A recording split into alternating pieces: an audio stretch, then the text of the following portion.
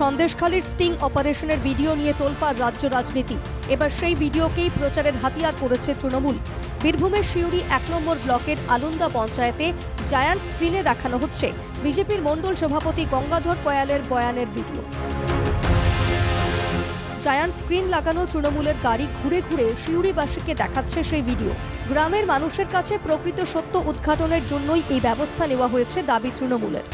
আমি অনেক ভিডিও দেখলাম, আমি নিজেও সন্দেশখালী গেছি, সেখানে কিন্তু অনেক মহিলা বলেছে আমাকে যে সন্দেশখালীতে যেটা ঘটেছে পুরো পরিকল্পিত। সেটা কিন্তু দেখা গেল যে ভিডিওতে আমরা দেখতে পাচ্ছি যেটা গঙ্গাধর কয়েল বলেছে যে পুরোপুরি এটা কিন্তু একদম টাকা দিয়ে শুভেন্দু অধিকারী করিয়েছে।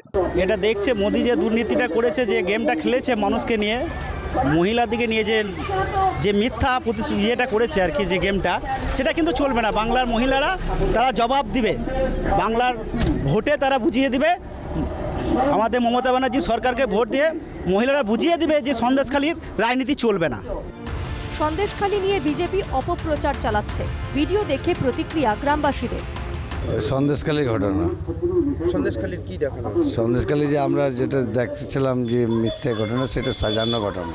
এটা তৃণমূলের গাড়ি দেখাইছে, মিথ্যা প্রচার তো করেছে। ওই ধর্ষণের মামলা দেখাচ্ছিল। আমরা এখন ভাবছি আমরা দিদিকেই ভোট দেবো। হ্যাঁ, করছে। তৃণমূলের নামে মিথ্যা অপবাদ দিচ্ছে। পাল্টা ভিডিওর সত্যতা নিয়ে প্রশ্ন বিজেপির। না, সেটা বোঝাই তো যাচ্ছে তৃণমূলের এটা হচ্ছে সন্দেশখালীকে কাউন্টার করার ব্যবস্থা। আজকে প্রমাণ হয়ে গেল তো, সন্দেশখালীর আমাদের মহিলারা যারা উলুবেরিয়াতে প্রচারে ছিল, 10 জন মহিলাকে পুলিশ গতকাল রাত্রিবেলা এসে তুলে নিয়ে যায়। বন্দুক দেখানো হয় তাদেরকে, তৃণমূলের গুন্ডারা ছিল তাদের সাথে।